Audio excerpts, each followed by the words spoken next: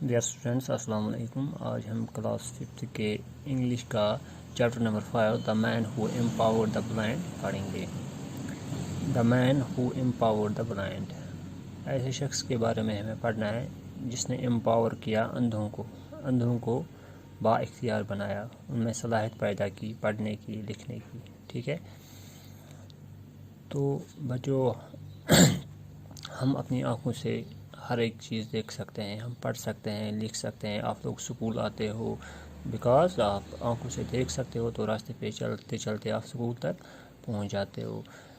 تو آج ہم ایسے لڑکے کی کہانی پڑھیں گے جو پہلے جس کی آنکھیں تھی، جو دیکھ سکتا تھا، لیکن پھر اچانک اس کی لائف میں ایسا ایکسیڈنٹ ہوا کہ وہ اندھا ہو گیا. ٹھیک ہے، اسی کی کہانی ہمیں پڑھنی ہے. Have you ever been in a room when the lights suddenly go off and everything becomes dark?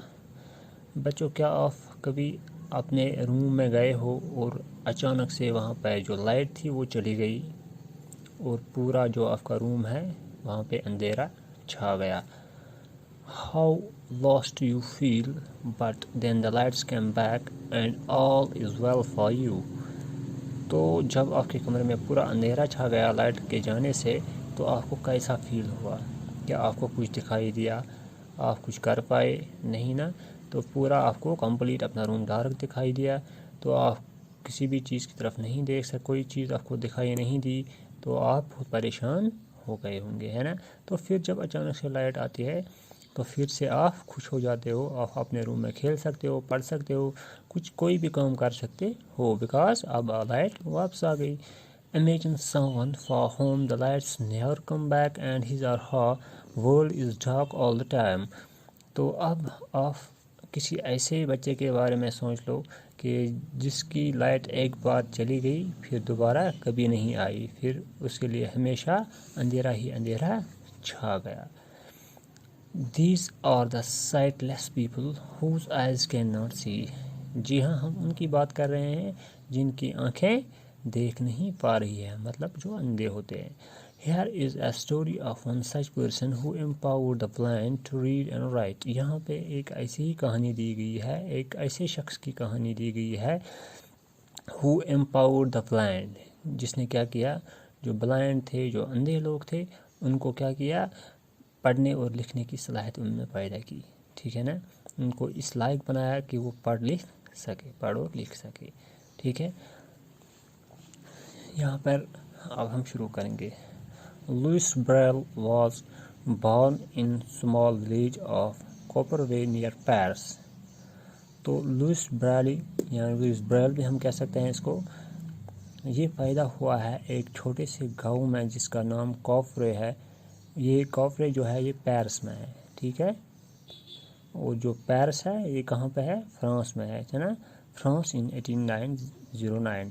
تو 1809 میں جو یہ لوئس بریل ہے یہ پیدا ہوئے ایک اسمال ولیج میں جس کا نام کوپروے ہے، نیئر پیرس کے نزدیک. Monsieur Braille Louis father made harnesses and saddles with an awl. تو اس کے باپ کا نام کیا تھا؟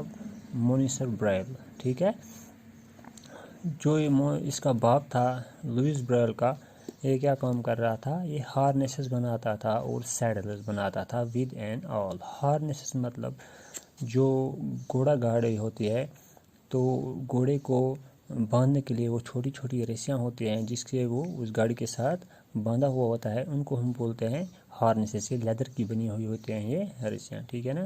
اینڈ سیڈلز ہو گئی زین، جو گھوڑے کے اوپر ہوتی ہے. ٹھیک ہے، جو گھوڑے کے اوپر ہوتی ہے زین، جس پہ انسان بیٹھتا ہے، وہ سیٹ جیسی، اس کو ہم بولتے ہیں سیڈل.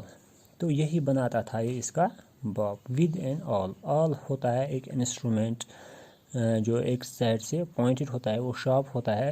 اس سے ہم سوراخ کرتے ہیں کس میں؟ لیدر میں. کشمیری میں ہم اس کو اور بھی بولتے ہیں نا، اس آل کو، اس سے ہم سوراخ کرتے ہیں لیدر میں. One day little Louis picked up the awl and made a stab on the leather.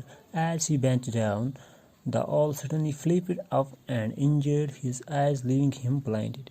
ایک دن لوئس بریل کیا کام کر رہا تھا؟ یہ بھی گیا اپنے اس باپ کے دکان میں، اس نے بھی یہ آل اٹھائی اور ایک لیدر میں سوراخ کرنے لگا۔